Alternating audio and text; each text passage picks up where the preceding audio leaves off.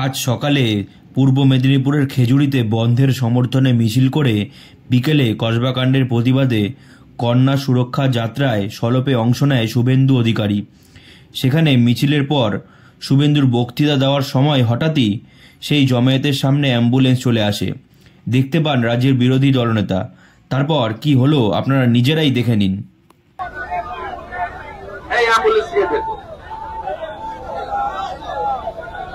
ওই গাড়িটা একটু ব্যাক করুন তো, বের করে দেন,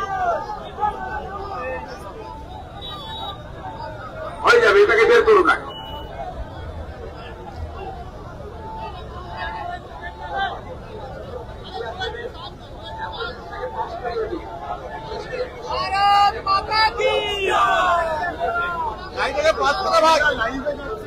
এতজন পাস করাতে হবে না, আপনারাই জ্যাম করে দিচ্ছেন।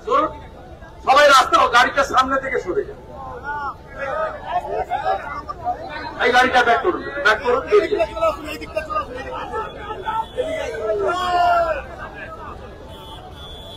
পেশেন্ট ভালো আছে মনে হয়, আপনি তো ছবি তুলতে যাচ্ছেন।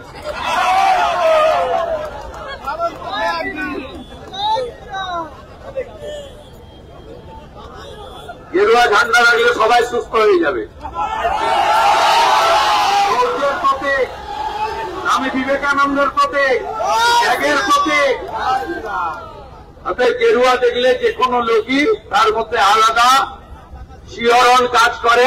এদিন শুভেন্দু 9 আগস্টের নবান্ন অভিযান নিয়ে হুঙ্কার ছুড়ে বলেন, প্রস্তুত থাকুন, লড়াইয়ের ময়দানে দেখা হবে।